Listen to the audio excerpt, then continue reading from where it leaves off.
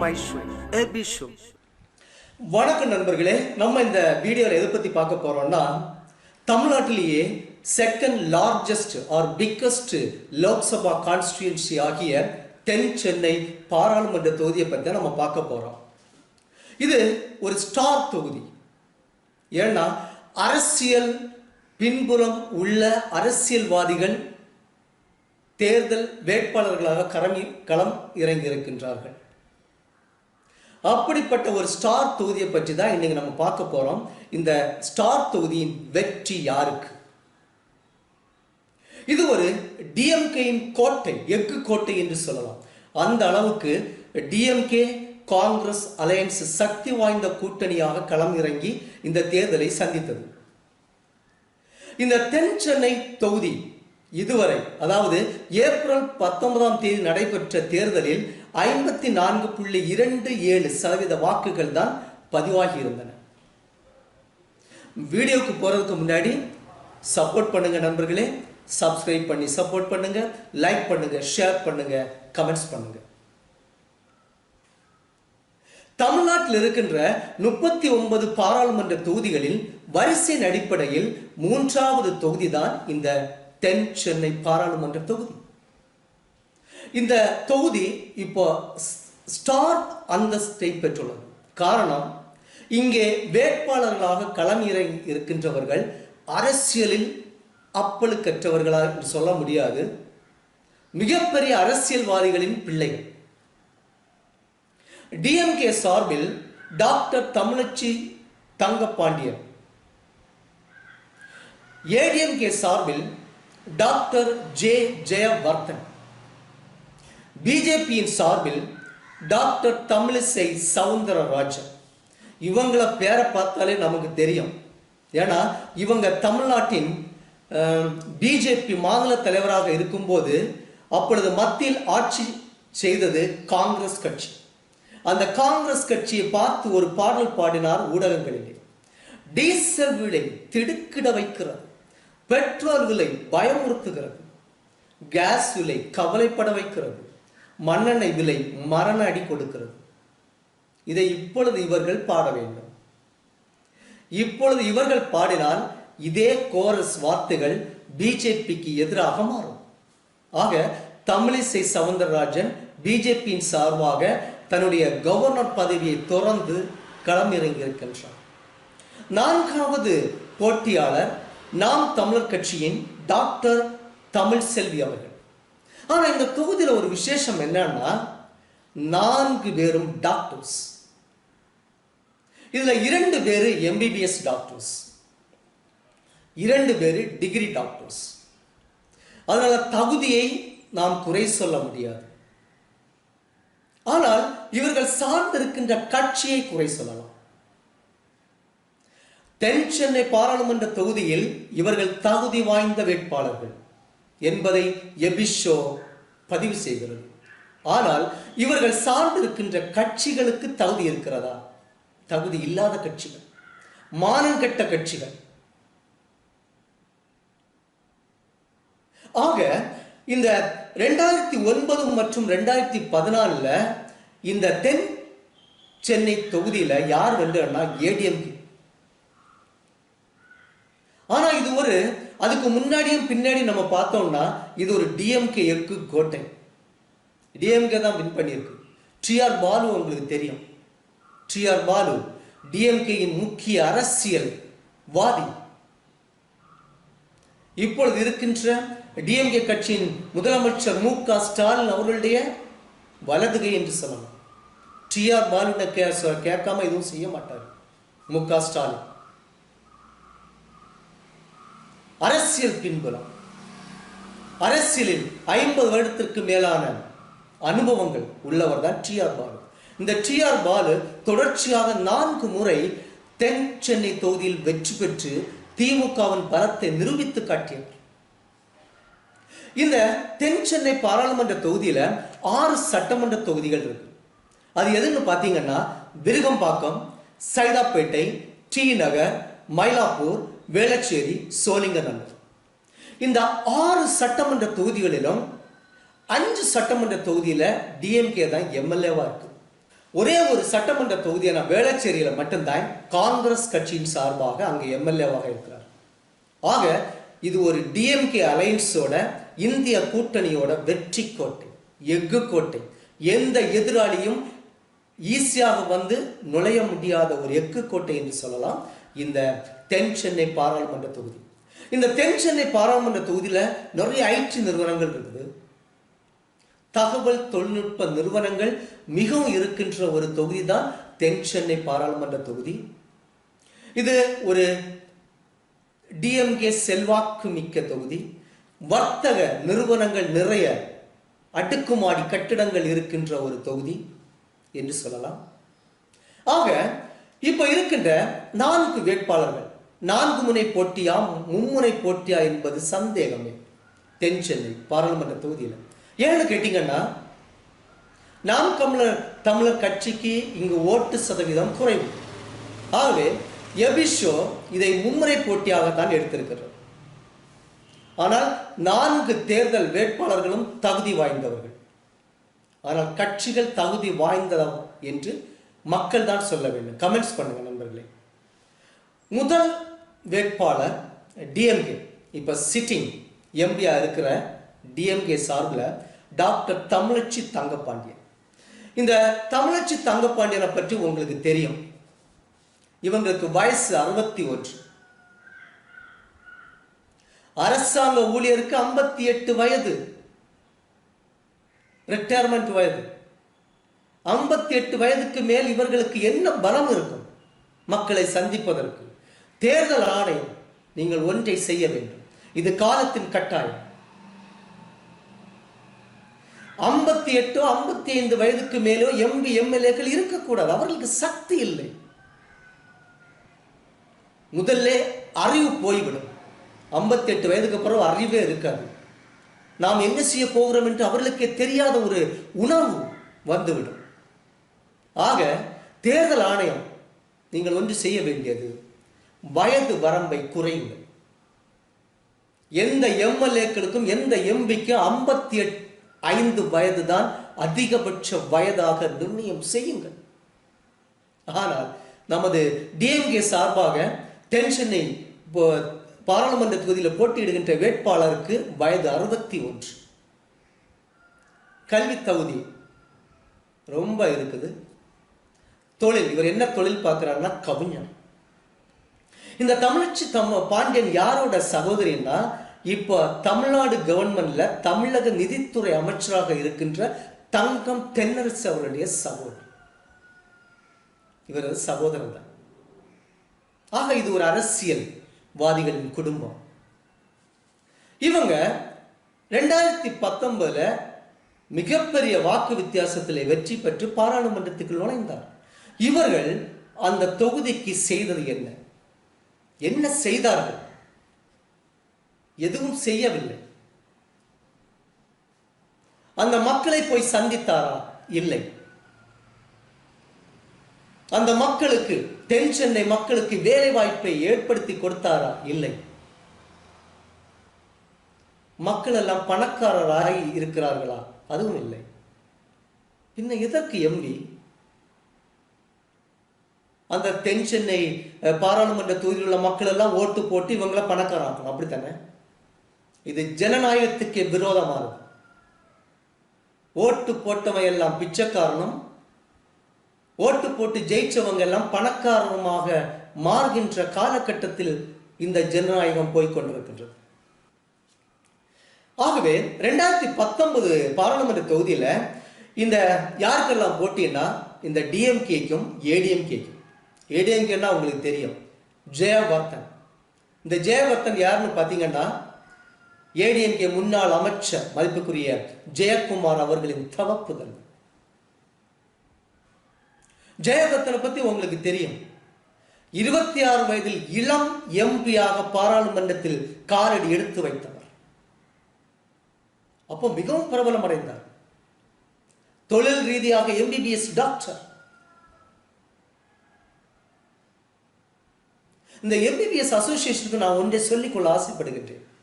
MBBS படித்தவர்கள் வேற தொழிலுக்கு போகக்கூடாது. எம்பிபிஎஸ் படித்தவர்கள் அரசியல்வாதிகளாக கூடாது. எம்பிபிஎஸ் படித்தவர்கள் மருத்துவ தொழில் மட்டும்தான் பார்க்க வேண்டும். ஏனென்றால் இவரால் இன்னொருத்தருக்கு மருத்துவ படிப்பு நிறைவேறாமல் போயிருக்கும். இவர் அந்தஸ்துக்காக, ஒருவர் அரசியல் அந்தஸ்துக்காக மட்டும் எம்பிபிஎஸ் படித்து வைத்திருந்தார் என்றால் மக்கள் சேவை எப்படி செய்வது? ஆக இந்திய அரசாங்கம் ஒன்றை நிறைவேற்ற வேண்டும். எம்பிபிஎஸ் படித்தவர்கள் அந்த தொழில் ரீதியாகத்தான் போக வேண்டுமே தவிர அரசியல்வாதியாக வந்து எம்பிபிஎஸ் மருத்துவத்துறையை அவமதிக்க கூடாது.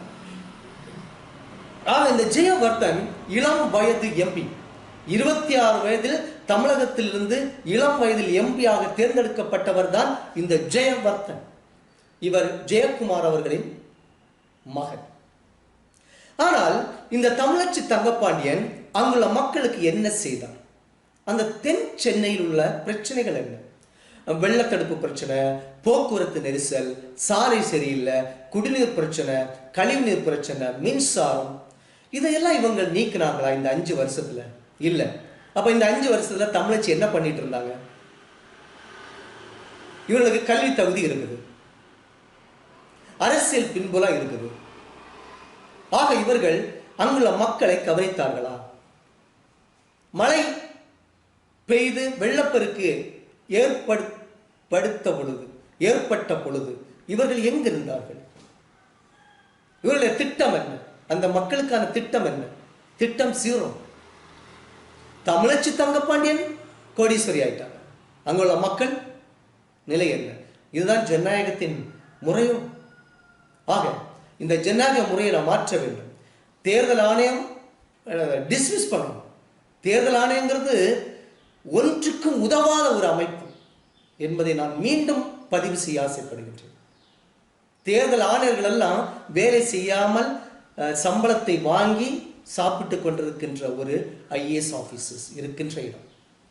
இவர்கள் மாற வேண்டும். ஏன் மத்திய அரசாங்கத்தை பார்த்து இவர்கள் பயப்படுகிறார்கள்? நான் ஒரு இந்திய தேர்தல் ஆணையராக இருந்தால் எம்பியாக இருக்க நான் முயற்சி செய்வேன். எம்எல்ஏவாகத்தான் இருக்கணும். எம்பி ஷோ கேஸா இருக்கிறாங்க. சும்மா அப்படி கார்ல வர்றது, கார்ல போறது, அவர்கள் தொழில் அதா. ஆக அங்க இப்போ கள நிலவரம் என்ன பார்த்தீங்கன்னா, இந்த தமிழச்சி தங்கப்பாண்டியன் இந்த வெள்ள சேதத்தின் போது தொகுதி பக்கமே போகவில்லை அப்படின்னு ஒரு பேச்சு அங்க இருக்குது. அதை இவங்க எப்போ இந்த தேர்தலில் எதிர்கொண்டு வெற்றி பெற போகிறார்கள் என்பது தெரியவில்லை. ஆனால் இப்ப நடைபெற்றுக் கொண்டிருக்கின்ற ஆட்சியின் மாடல் திராவிட மாடல். மகளிரை மட்டும் திரும்பி பார்க்கின்ற முட்டாள்களின் மாடல் என்று சொல்லி, மகளிரை மட்டும், மகளிர் உரிமை தொகை, மகளிர் பஸ் பயணம், ஆண்கள் இல்லையா? முட்டாள் அரசாங்கமே. டாஸ்மாகில் வருமானத்தை ஏற்படுத்துவது ஆண்கள், உரிமை தொகை கொடுப்பது பெண்களுக்கு.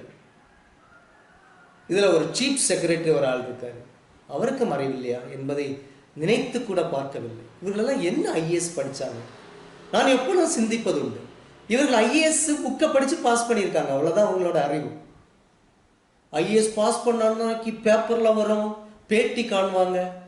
தயவு செய்து ஊடக நண்பர்களே, இந்த ஐஏஎஸ் படித்தவங்கள்ட்ட நீங்க பேட்டி காண போகாதீர்கள். அவங்க ஒரு மக்கு மண்டைய மக்கு.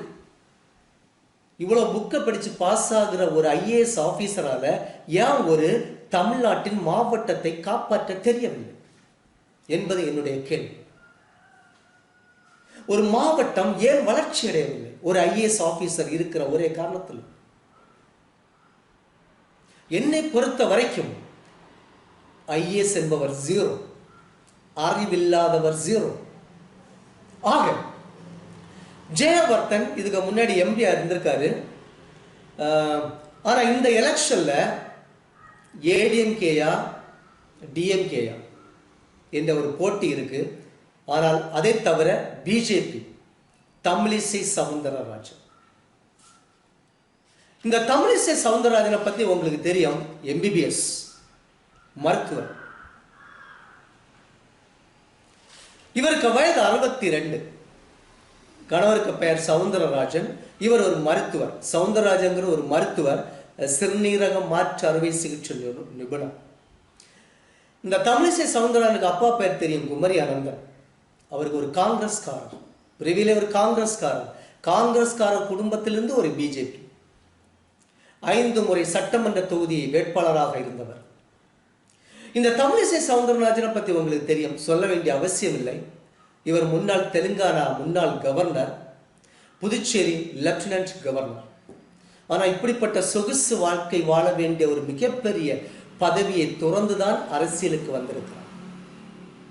ஏன் அரசியலுக்கு வந்தார் என்பதை அவரிடம்தான் கேட்டு தெரிந்து கொள்ள வேண்டும்.